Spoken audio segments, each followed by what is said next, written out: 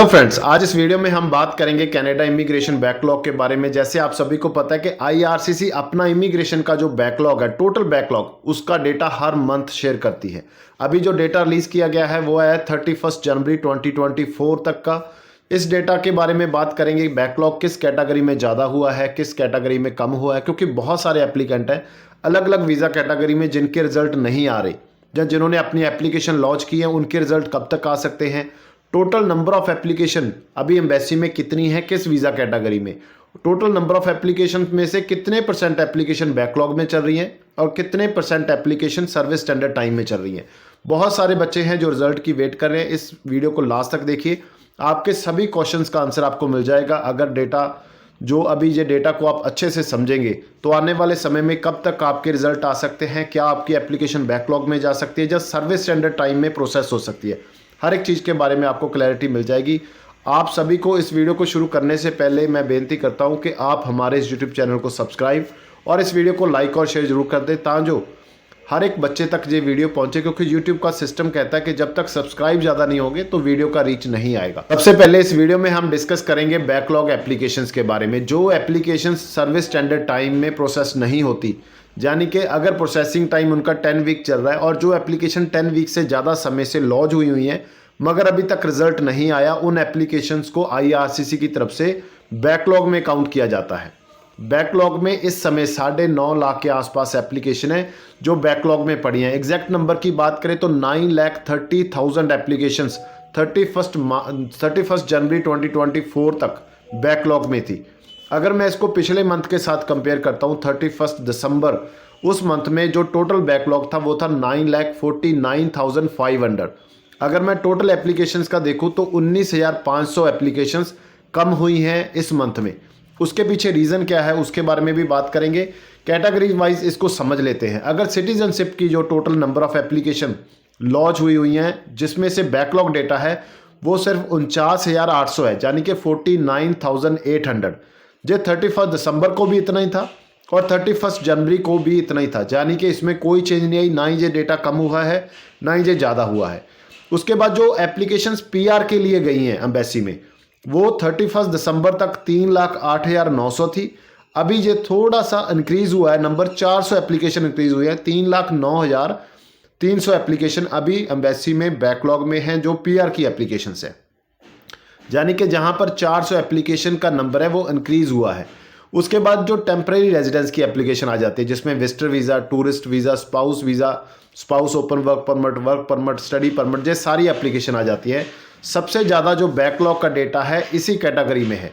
अगर मैं दिसंबर 31 तक की बात करूं तो जहां पर 5,90,800 एप्लीकेशन, यानी कि लगभग 6 लाख एप्लीकेशन जो बैकलॉग में थी 31 दिसंबर में। अभी जो कम हुई है वो हुई है 5,70,900, जिसमें हम देखें 19,900 एप्लीकेशन कम हुई हैं बैकलॉग में टेम्परेरी रेजिडेंस में। और इसमें जो परसेंटेज की बात करें तो 3.5% का जो नंबर है वो कम हुआ है बैकलॉग में टेम्परेरी रेजिडेंस के पीछे। इसके पीछे अगर मैं सबसे बड़ा रीज़न देना चाहूँ आपको तो वो रहेगा 22 जनवरी 2024 को स्टडी परमिट की सारी एप्लीकेशंस को होल्ड पे कर दिया गया और पिछले 9 दिन जनवरी में कोई भी एप्लीकेशन नहीं गई। और जब नंबर ऑफ एप्लीकेशंस कम जाएंगी तो उससे क्या होगा, उस कैटेगरी में थोड़ा बहुत जो बैकलॉग है वो कम होगा। मगर मैं इसको कोई अच्छी गुड न्यूज़ नहीं मानूंगा। एप्लीकेशंस बंद होने के बावजूद, यानी कि आधा मंथ तक एप्लीकेशन गई हैं 22 जनवरी तक, उसके बाद एप्लीकेशन नहीं गई, फिर भी जो टोटल नंबर ऑफ एप्लीकेशंस कम हुई हैं बैकलॉग में सिर्फ 19,900 हुई हैं। इसके बाद अगर मैं टोटल की बात करूं तो 9,30,000 एप्लीकेशन है जो इस समय बैकलॉग में चल रही हैं। अगर मैं इसको अभी परसेंटेज वाइज देखते हैं, अगर मैं टोटल टेम्पररी रेजिडेंस में जो नंबर ऑफ एप्लीकेशन है वो हैं 11,98,500। टोटल नंबर ऑफ एप्लीकेशन करीब 12 लाख हो गई हैं टेम्परेरी रेजिडेंस में। अभी इसमें से 5,70,900 एप्लीकेशन बैकलॉग में काउंट की जा रही है, यानी कि टोटल नंबर ऑफ एप्लीकेशंस का 48%, यानी कि हर दूसरी एप्लीकेशन बैकलॉग में काउंट की जा रही है। इतना बुरा हाल है आईआरसीसी का। यानी कि अगर टोटल 12 लाख एप्लीकेशन है, 11,98,500, इसमें से 5,70,900 एप्लीकेशन बैकलॉग में है, यानी कि 48% जो टोटल नंबर ऑफ एप्लीकेशन है वो बैकलॉग में चल रही है टेम्परेरी रेजिडेंस की। इसके बाद पीआर की बात करते हैं। पीआर में टोटल नंबर ऑफ एप्लीकेशन है 7,22,500 और इसमें से 3,09,300 एप्लीकेशन बैकलॉग में चल रही हैं, यानी कि टोटल नंबर ऑफ एप्लीकेशन जो पीआर की हैं उसमें से 43% एप्लीकेशन बैकलॉग में जा रही हैं, यानी कि हर दूसरी एप्लीकेशन पीआर में भी बैकलॉग में काउंट की जा रही है। इतना बुरा हाल है। इसके बाद सिटीजनशिप की बात करते हैं। सिटीजनशिप में जो टोटल नंबर ऑफ एप्लीकेशन है 2,67,400 और इसमें से सिर्फ 19% एप्लीकेशन है जो बैकलॉग में है, जिसकी काउंटिंग है 49,800। अगर मैं तीनों कैटेगरीज की बात करूं तो सबसे ज़्यादा जो बैकलॉग में परसेंटेज है 48% टेम्परेरी रेजिडेंस, जिसमें visitor visa, tourist visa, spouse open work permit, super visa, study permit, work permit की एप्लीकेशंस आती हैं। फिर मैं पीआर की बात करता हूँ 43% एप्लीकेशन बैकलॉग में है और अगर मैं सिटीजनशिप की बात करता हूँ तो जस्ट 19% एप्लीकेशन है जो अभी बैकलॉग में चल रही हैं टोटल एप्लीकेशंस की बात करें। इसके बाद हम बात करेंगे जो सर्विस स्टैंडर्ड में एप्लीकेशन चल रही है।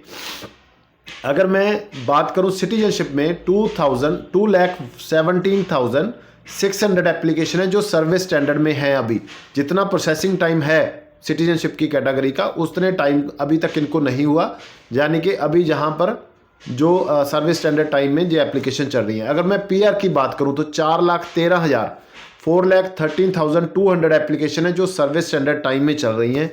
अगर मैं टेम्परेरी रेजिडेंस की बात करूं तो 6,27,600 एप्लीकेशन जो सर्विस स्टैंडर्ड टाइम में चल रही है। अगर मैं टोटल की बात करूं जो इस समय आईआरसीसी के पास टोटल नंबर ऑफ एप्लीकेशन है जो सर्विस स्टैंडर्ड टाइम में चल रही है तो वो है 12,58,400 एप्लीकेशंस, यानी कि टोटल 12,58,400 एप्लीकेशन है जो इन टाइम चल रही है। अगर मैं कंपेयर करूं दिसंबर में तो उस समय 12,71,600 एप्लीकेशन सर्विस स्टैंडर्ड टाइम में थी, यानी कि सर्विस स्टैंडर्ड टाइम में भी एप्लीकेशन कम हुई है, ज़्यादा बैकलॉग में गई है, जहाँ नंबर ऑफ एप्लीकेशन है वो प्रोसेस कम अप्लाई हुई है। इसके बाद हम टोटल नंबर ऑफ एप्लीकेशंस के बारे में बात करेंगे। आईआरसीसी के पास दिसंबर में कितनी थी और इस समय टोटल नंबर ऑफ एप्लीकेशन कितनी है और बैकलॉग कितना था दिसंबर में, इस समय कितना है।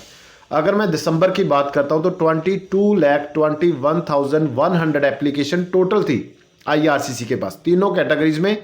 इसमें सर्विस स्टैंडर्ड की भी आ गई, इसमें बैकलॉग भी आ गया और 22,21,100 में से 9,49,500 एप्लीकेशन जो बैकलॉग में थी।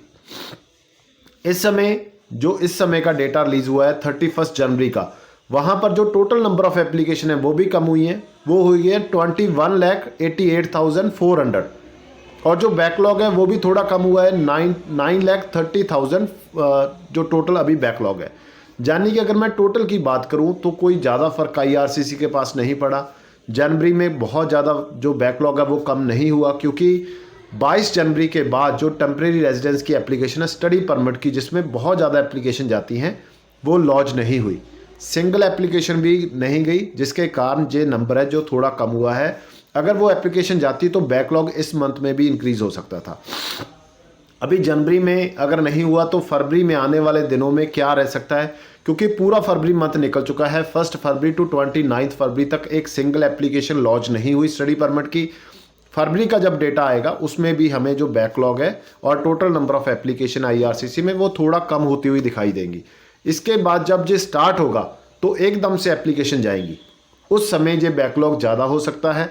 जो बच्चे मई 24 के लिए अपने रिजल्ट की वेट कर रहे हैं, उम्मीद मैं यही करूँगा, क्योंकि नंबर ऑफ एप्लीकेशन नहीं जा रही नहीं तो उन सभी को रिजल्ट आना मुमकिन है। यानी कि आपका रिजल्ट अगर गया हुआ एप्लीकेशन लॉन्च हुई है, चाहे सितंबर की हुई है चाहे मई की हुई है, उसको बहुत जल्दी रिजल्ट मिल सकता है। मगर वर्क परमिट वालों के लिए स्पाउस ओपन वर्क परमिट चाहे क्लोज वर्क परमिट के लिए थोड़ा सा टाइम इंक्रीज हुआ है।